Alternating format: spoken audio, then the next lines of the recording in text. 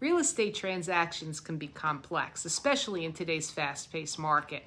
The financial intricacies of buying and selling property can be overwhelming for everyone, from first-time home buyers to even the most experienced real estate consumers. Hi, everyone, and welcome back to Living in Suffolk County, New York. I'm Mary Calamia, licensed real estate salesperson with North Shore Properties Realty. Today, I'm thrilled to have a seasoned financial planner with us, someone who has a wealth of experience in helping individuals make sound financial decisions in the real estate world. Joining us is Denise Nostrom, a respected and accomplished financial planner who has successfully guided many through the challenges and opportunities of the real estate market. Today we're going to be talking about managing finances in real estate transactions, and we'll gain some valuable insights from Denise. So without further ado, let's jump into this insightful conversation. So hey Denise, welcome to my little virtual lair. Thank you so much for inviting me, Mary. I really appreciate it. This is going to be exciting and Yeah, fun. glad to have you here. So, why don't you start by telling us a little about yourself and what it is you do, and like what does a financial planner do? Okay. Well, my name is Denise Nostrom. My office is in Medford on North Ocean Avenue. I've been in practice a little over 27 years, and I do comprehensive financial planning. What does that all mean, right? Basically, I meet with people or small businesses, and I find out what their goals and concerns are. And then from there, we look for solutions to meet those goals and concerns. So it could be anywhere from, investing to insurance or budgeting or whatever the case may be, or buying a new house or buying a second house. Yeah, or buying that investment home, right? Yeah, because Exactly. talk about real estate as part of a long-term like retirement planning, or all kinds of craziness, right? The Absolutely. the current market has been very, very difficult for people to buy that second home. We have a lot of people who want to buy homes, but the rates are ridiculous, right now. I mean, in my lifetime these rates aren't terrible. Well, that's what it is. If you go back, right, to the 70s or 80s, I mean, there were double digit mortgage rates. Mhm. And people, you're always going to buy a house, or, people you're going to move, you're going to buy your first house, whatever the case may be. But you would, and I'm not going to steal your thunder, but you had No, a it's really fine. cool, no, a really cool, tagline about mortgages and homes. What's the tagline? I Yeah, loved it. yeah, yep, exactly. You marry the house, I love you this. date the rate, and you divorce the landlord. Okay, nice. Yeah. I love that. I mean, that really puts it in perspective, So, yeah, the rates are higher than obviously what they were a year to 2 years ago, or for many, we had good rates for a long time, but things changed. But it doesn't mean it's not a good time to buy a house. That's right, exactly. Yeah, we have a lot of people who obviously have equity in their homes, can use that equity and not have to take a huge mortgage.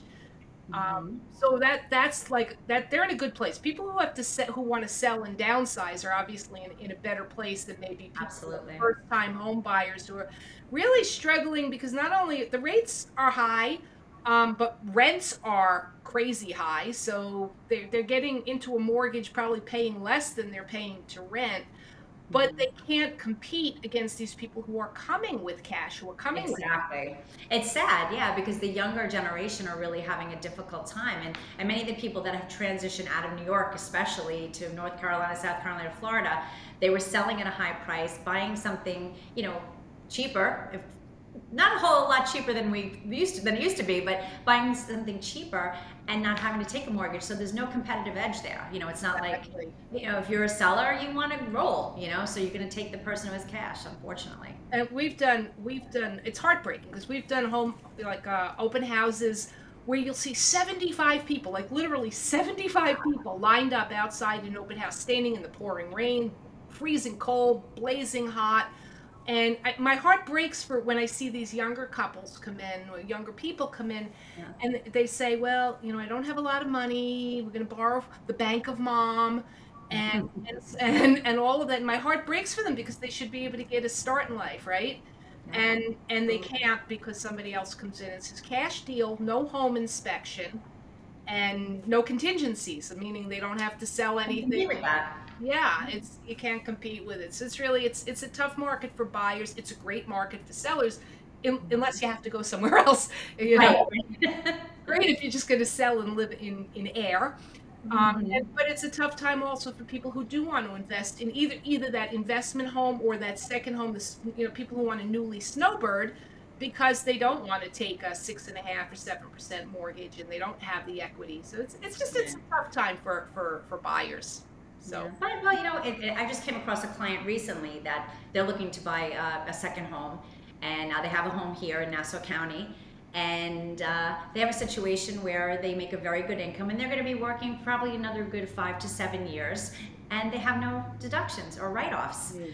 So, yes, the mortgage rates are higher, but we worked it through with their accountant and took a look at it, and it would behoove them to not just use the cash and kind of, take the cash out of their investments or wean themselves down to a very low cash reserve, but take a mortgage. Maybe not mortgage the whole thing, but a good amount that will kind of give them that write-off, and then knowing that when they do step over the line for retirement, boom, you just pay it off because you have the cash You have the laying there. But you yeah. let the cash continue to, either be in the bank or your investments, and let all that grow for you, but get the tax deductions while you're earning the high incomes.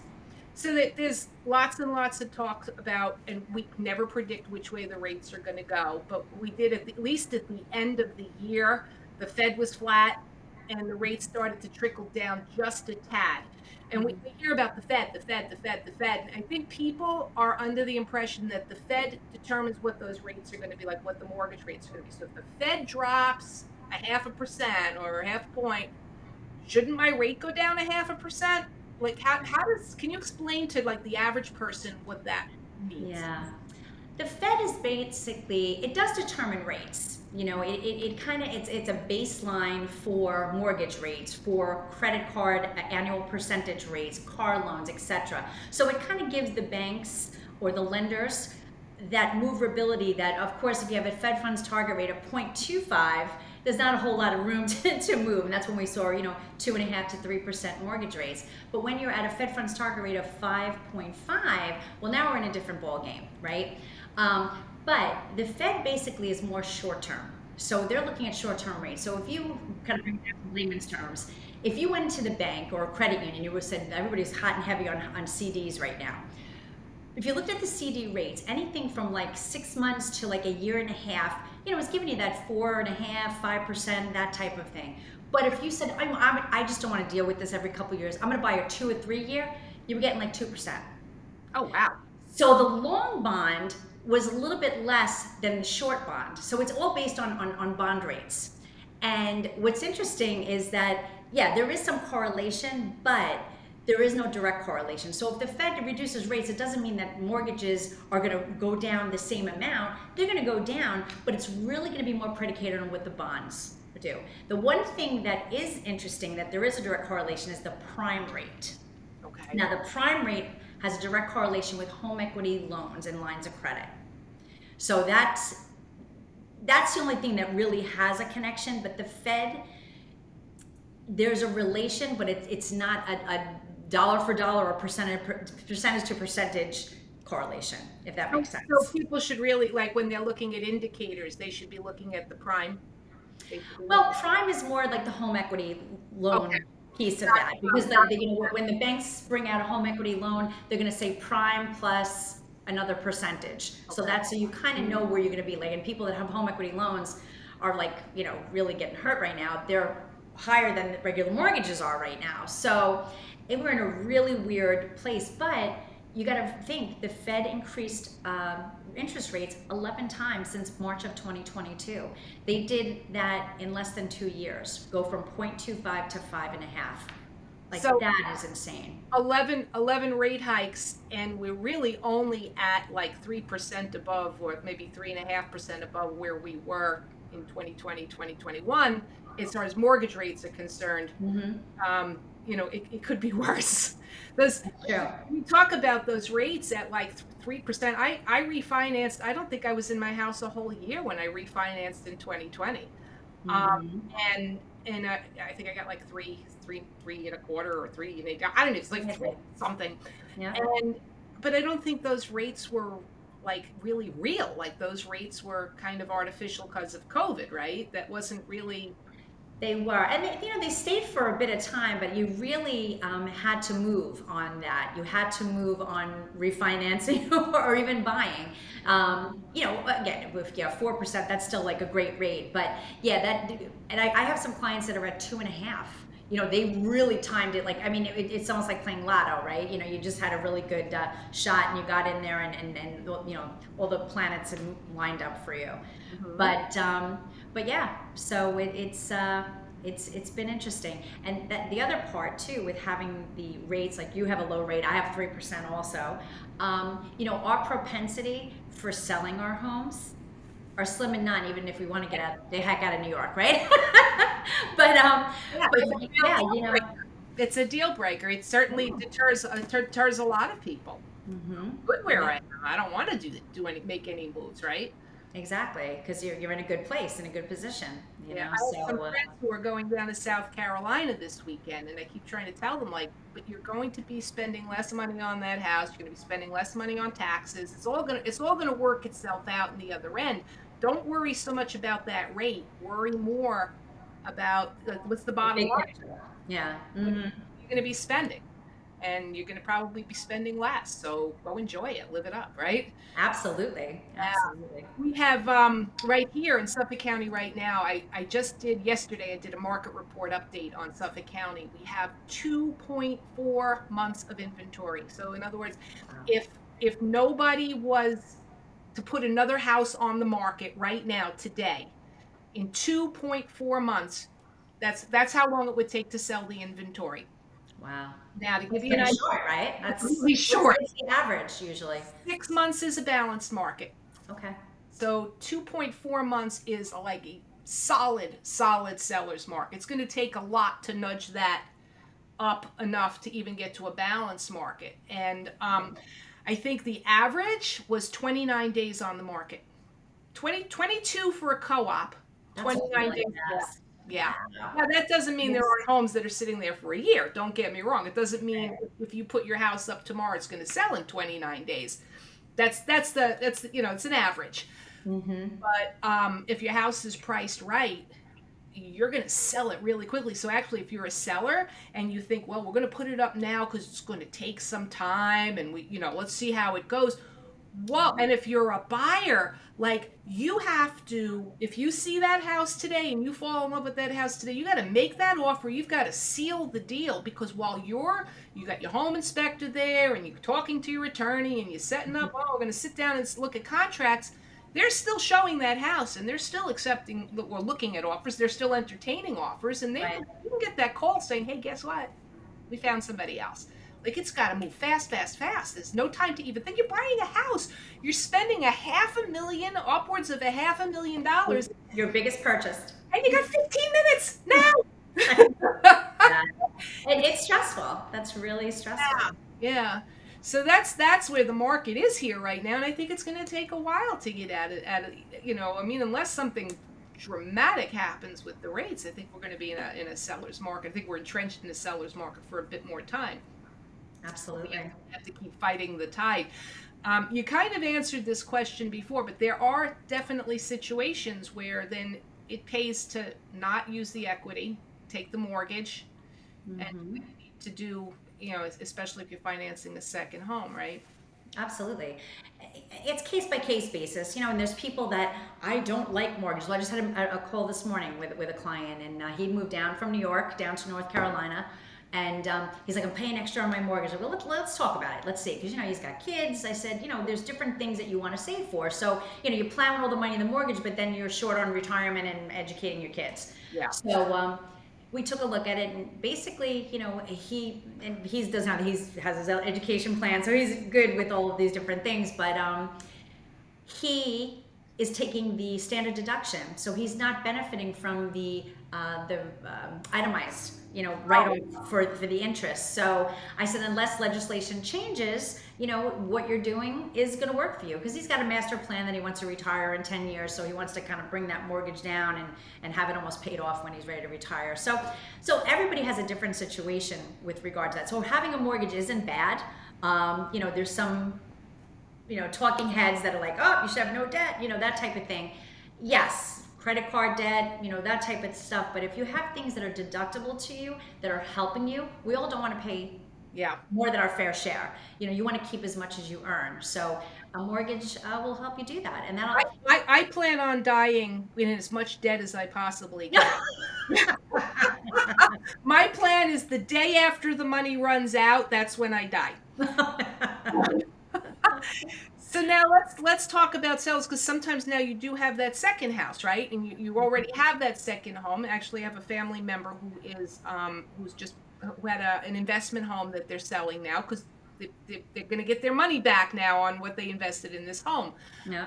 What about capital gains? What about like how does that all work? Okay. So usually your primary home, if you're a single, you have the first 250,000 of capital gains is wiped away. For a married couple, it's 500,000. So that's your primary residence. A secondary home is a little bit different. So, you don't get those benefits. Also, if homes are in trust, you don't get those benefits as well. So, yes, unfortunately, you'll have some capital gains that will be incurred. There was some legislation that came down the pike in 2017 that, depending on the size of the capital gains that you have, you could mitigate those capital gains by utilizing what's called an opportunity zone.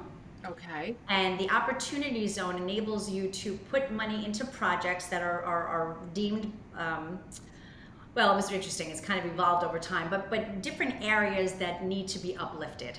Like you think of a Detroit or whatever, or that type of thing. Okay, yeah. Believe it or not, when things first came out, I've been running with two programs. One's in Tampa and one's in Charlotte, and but again, we're revitalizing areas that were maybe all well, in North Carolina, they had a lot of equipment, and it was like not a mining town. Why am I thinking like machinery and all that kind of stuff? And they're making it more of a community of like condos, and there's a lot of breweries, and they have like the light rail. So people, it's really kind of a very interesting. So coming from more of it, less of an industrial kind Less of industrial and more residential. residential. Okay. Exactly. Okay. So what people, I had a client that actually had passed, or his mom had passed, excuse me, and the house was in a trust, and he was going to have a sizable capital gain, because unfortunately in the trust he didn't get the step up in basis, so he had to get the cost, the cost basis that his mom had. But we use these opportunity zones, and he was able to put just the amount of the capital gain into this opportunity zone. After 5 years, basically he gets a payment from that opportunity zone, and then from there, if he holds it for 10 years, it's almost like a Roth IRA. You don't have any type of capital gains. Wow. Again, not for everybody. Right, it's for qualified investors, but it's a really nice tool. We've heard of the 1031 exchange. Yes. Okay, and that's pretty. That's been around for quite some time. But a lot of times people. Could you explain for people what that is? Absolutely. So the 1031 is that I sell a property, but I don't want to pay the capital gains. But what happens is I got to roll my money into another property. Mm-hmm. And sometimes, especially with the second home thing, people don't want to do that. That's when the opportunity zone comes in. So the 1031, again, for the right client, for the right person, is a fabulous tool. But for the person that says, I don't want to get back into real estate, I don't want to rent anymore, whatever the case it is, or have a rental property, I just want to get rid of it, but I know I'm going to have these capital gains. We can utilize opportunity zones to mitigate some or all of those gains, depending on how long they keep it. So this can be done also with an inherited property then? And what type of property? Inherited. So in other words, yes. No, okay. Yes, exactly. Okay. Exactly. Usually with the inherited property though, not in a trust, you get a step up in cost basis. So, if I inherited a home for 500,000 and I flipped it right away, maybe if the market was hot, it moved up to 510, so I'm really not going to have that much of a capital gain. But if I held on to it, I'd still have my step up in cost basis, but maybe I held on for a couple of years, and now I do have a sizable capital gain. Yeah, and we see that. I live in a 55 plus community. We see that a lot, where the house is like nothing's been done on it in 35 years, and then they flip it, and boom, like the house is almost doubled in price and doubled. Oh, yeah. Yeah, and so they're getting tons of equity. And we talk about we used to talk about like, what's your home worth? What's your home worth? What's your home worth? And I think it's important for people to understand, like, it doesn't matter what your home's worth, because how much do you owe on it? Like, we need to know what that equity is. True. So we know what the tax implications are, what you can do, where you can go with that money. So many times people be like, oh, my next door neighbor sold my house, but that's the house for $650,000. Hey, that's great, but you're not going to walk away with $650,000 because you have a $400,000 loan. So, we've switched from talking about home valuation more to equity, and for all of these reasons, you need to know what's going to happen.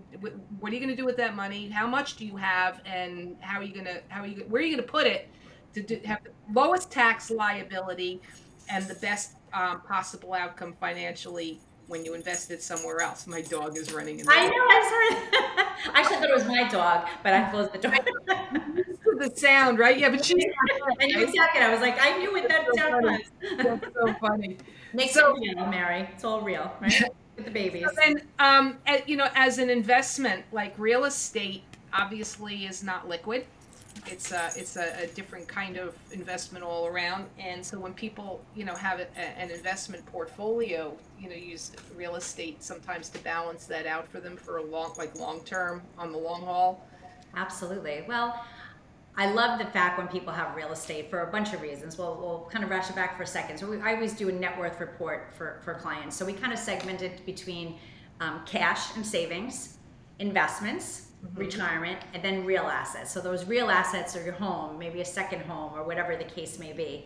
And the beauty of having a home is that I always like to have my clients have options, right? So what do I mean by that? Well, if you rent, we don't have a lot of options because we're not really building equity. We don't have something that we could sell.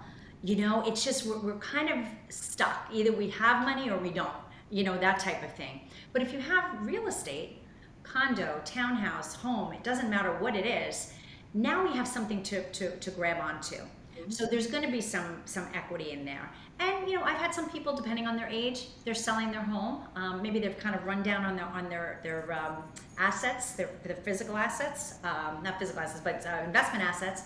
And now they want to use that money to generate income for themselves and say, you know what, I'm just going to rent. I don't know, I'm at the point where I don't want, so we've seen that too, where people kind of do that, I'm going to get out of the house thing. It's just easier for me to do that. Again, that's at a certain age. I wouldn't say that for everybody. But having the house, a couple of things, you can sell said house and downgrade, get something that's cheaper, maybe in state or most likely out of state. But even the worst case scenario, people are living longer. I have my oldest client right now is 96. Yeah. And as good as we're doing, money starts to dwindle away at these ages. So if you have a home, worst case scenario, again, you can do a reverse mortgage. Yeah. You can't do that if you rent. You know what I mean? Yeah. So it's not like the first thing that you want to do, but it's again another tool that you have in your arsenal that will enable you to still do what you need to do, eat, enjoy yourself, everything like that. That's the main thing. We go through this life one time, right? We want to make it as nice as it can be. And that's why I like having these things. So, having these options. So having a real estate is really key. It's so key. And, it's sometimes hard to get down the down payment. That's the thing. And you probably know better than I do. Even clients I talk to, everyone that bought their first house, everybody was scared to death. Like, I don't think anyone said, this is awesome and I'm going to be great. Everybody goes, I don't even know how the heck I'm going to afford this. Everybody says that. You get in the house, you figure it out, you got to start getting your tax deductions. Whoa, I'm getting money back now every year from taxes. And it all works out. Right?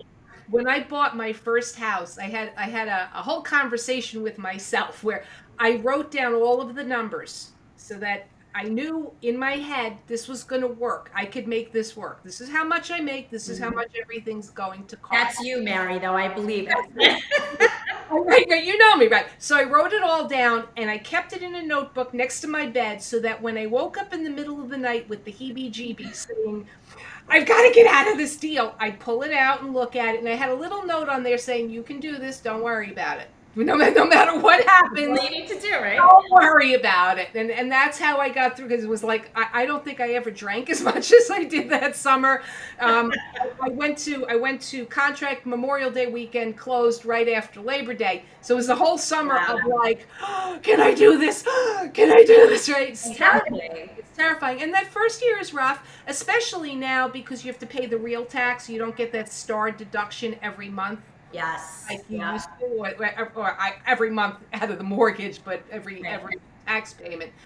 And so you have to pay the full tax that first year, and it's so a whole another year before you really reap the benefits of being able to Exactly. write off some of your taxes. So the first year's a little rough, but then all of a sudden you start getting those tax refunds, and you're like, wow, why Yeah. didn't I do this sooner? And I don't think a lot of renters factor that in. That I'm paying 2,000 a month rent. God willing, you're paying 2,000 a month rent. I can afford a 2,000 a month mortgage, but really you can afford probably more. You can probably afford like $2,800 a month or so. I'm Yeah. doing that in my head, but No, you're right. You're right because of the tax differential. Absolutely. So same kind of premise with like the 401k, right? If you put $100 from your paycheck into your savings account, it's $100. But if you're in the 25% tax bracket, you put $100, you're only putting $75 really. right, So it's the same thing, but from a mortgage perspective. right, exactly. But So, yeah, no, I think it's it's a great thing. We all need a roof over our head. I mean, we all choose different things, but I think it's super important and it gives you power. It really does. And more control too. I mean, although we can't control the real estate taxes, homeowners insurance, but your mortgage pretty much will stay the same. So that's we all like the knowables. yeah, Things that are going to be there and not change. exactly. Yep, taxes. In my case, homeowners associations, fees. All of those kinds of things, of course, are variables, but so it is what it is. But rent is always going to go up. Yeah, You yeah, count on rent. exactly. That's the thing, So And there's ways for solutions for that. For the other thing too, for your real estate taxes, you can always grieve your real estate taxes. That's something I suggest to my clients all the time, every couple of years, to kind of throw it in there to see what's going on. If they say no, and say no, but if you could save yourself a couple of shekels, why not? And then the homeowners insurance, shop that every couple of years too. and Things people change. do their own tax grievance too. They go. You can do it yourself as well. Yeah, I'm always busy, so I farm that out. I get it. I get it. I have a family member who just grieved their own taxes, and like Oh, I love it. it was Yeah. a phone call. It was a phone interview, and boom, like that, it was done. So that's great. But That's yeah, I awesome. mean, obviously, if you can get a professional, I shouldn't say don't do it yourself, because maybe the tax professional, the grievance professional can do it better, but doesn't mean you can't try it yourself. Also, I think it's great. Absolutely. It's just doing it, I think, regardless which way you go, and just trying to save yourself money. That's it. It's And here in Suffolk County, they have to grieve by March 31st, right? Is it? I think it's May. Oh, May. I'm sorry. Yeah. Star is March. So they have some time. Yeah, Star is March. You have to apply for Star by March. Okay. Yeah. Yeah. So I'm going to shift gears entirely and tell us, who is the financial chick? Well, that would be me. So back during the pandemic, in 2020, I actually was, when everything went to hell in a handbasket, I would say in March, I was getting so many calls, so many questions. So I've had clients calling me all the time, and I'm like, how can I get out to people information very quickly without doing a phone call by phone call? And that's going to just take a long time. So I started doing weekly videos, kind of similar to this, and then just posting that and just trying to answer questions or things that were changing all the time. And then I had an opportunity in July of 2020 where somebody called me from a local radio station and said, would you like to do a radio show? And I was like, never really thought about it, Although I do have colleagues that have done radio shows. So like I used to talk to them and I knew what they did, but all of them had partners. Like there was the two of them, and I'm like, oh my God, just me by myself. Like, it's kind of weird. So, but I said, you know what? Let me go on the interview. Let me talk to this guy and see what's going on. And it was awesome. So I decided to embark upon a radio career. So in August of 2020, I became the financial chick, and I do a show live every Friday right at MacArthur Airport. It's LI News Radio. And I'm on at 5:30 to 6 p.m. live. And, we talk about a lot of different things. You've been on my show several times, actually. And we talk about different topics. It doesn't have to necessarily be financially based, but it's just kind of getting information to people and just educating people, which I love to do. That's 103.1, right? 103.9. 103.9. Oh, I was close. Yeah, you're good. Yeah, so you can listen live, but if you're out of the listening area, you can also go to linewsradio.com, and they have a listen live button, and you can listen to the show. Or you can go to my website at financialchickshow.com, and you can listen to all my shows, and you can look through the list and find the shows I did with Miss Mary here. Yes. Exactly. No, and I have to say your show is great. It's informative. I've listened to you many times. Thank you. And you do a great job. I'm so proud of all the good work you do. I know you do a lot of networking. I know you do a lot of other stuff outside of just quote unquote the job. And it's I'm just happy to know you. You're such a great informative person. So oh my God, well I feel the same way about you, Mary. You're just a great person and funny as heck. Love you, man. Yeah. you always keep me laughing. So I love that. We need that today. We need more of that today. And that's a wrap. I hope you found this information helpful, and if you did, please give it a thumbs up and subscribe to my channel, because I'm going to be bringing you a lot more interviews with professionals in and around the real estate world in the future. I want to thank Denise Nostrom for joining us today and explaining so many different parts of the financial aspects of buying and selling real estate. If you want further information, you can reach out to Denise at 631-758-8691, or you can email her at dnostrom@pbsrep.com, or visit her website, financialchickshow.com. If you have any questions for me, you can drop a comment in the comments section, or you can call or text me at 631-835-1824, or email me at livinginsuffolkcountyny@gmail.com. Thanks for watching, and I'll see you in the next video.